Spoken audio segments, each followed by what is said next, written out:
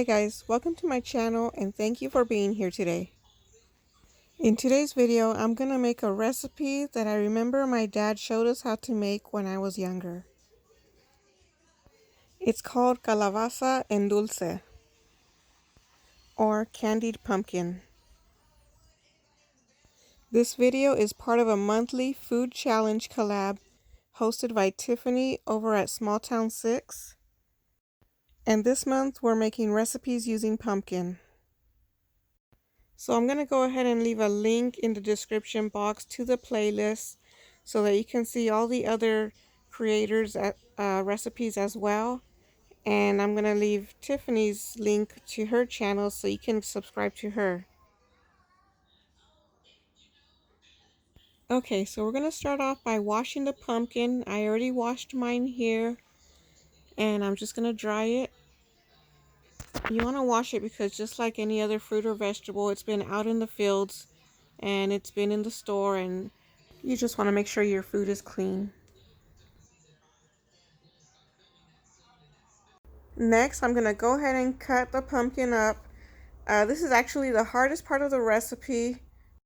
So I'm just going to cut mine into kind of thirds because this is a huge pumpkin. And I'm actually going to be cutting out the stem area and that dark spot that you see on the side of it, because that part was a little bit starting to get soft. So you don't want to use that rotten part. So here's the inside of the pumpkin. I'm just going to go ahead and remove all the seeds. I'm going to be roasting those up later. And I'm just going to go ahead and use my hand. It's a lot easier that way.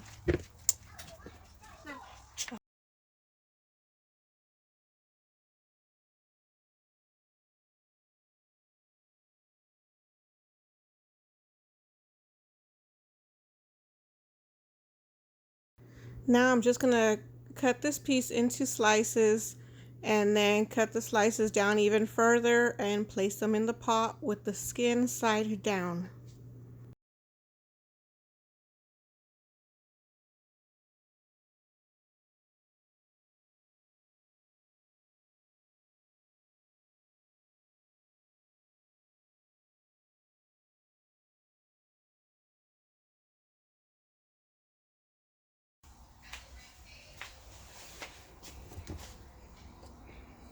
Okay, now here I got my pot full of the pumpkin pieces, and I'm gonna go ahead and add in all the other ingredients. I'm adding in only 1 cup of water because the pumpkin releases lots of water on its own. And I'm adding 2 of these piloncillo cones.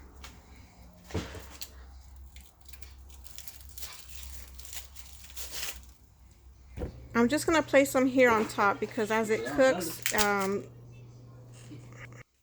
it will start falling apart and melting into the liquid. I added 1 cinnamon stick cut in half, and I'm adding some powdered cinnamon to the top of the pumpkin.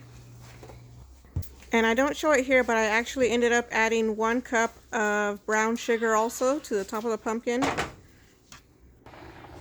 Here's some additional footage of a different batch I made, actually showing the brown sugar and cinnamon on top.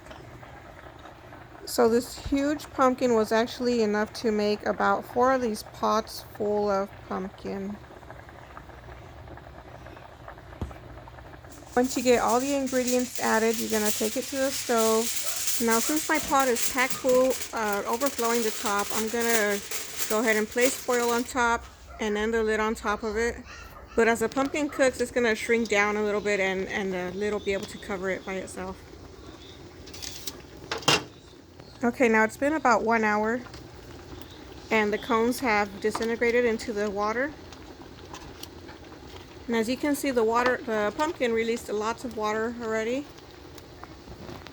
So I'm just going to pour some of that syrup over the tops of the pumpkin so that they could get some of that flavor in them also.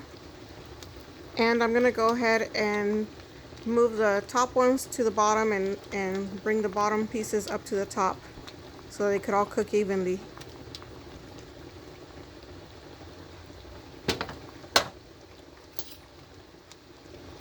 At this point, you could tell that the pumpkin is already soft and they're ready, finished cooking.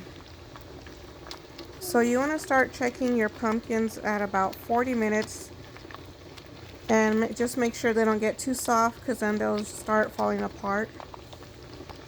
But these are done, so I'm just gonna mix them around so that they all get covered in the syrup.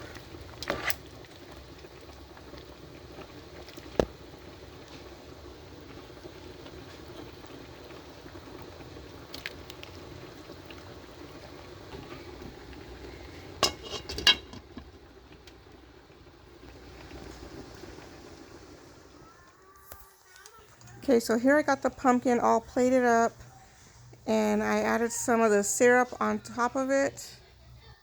And my dad likes to eat it with milk in there also. So both ways it's good, either with milk or without. If you like this video, please subscribe and leave a comment in the comment area.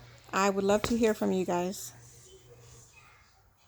Also, don't forget to check out the playlist and also Tiffany's channel with the links that are down in the description box. Hit the like button and see if you like this food. Thank you for watching.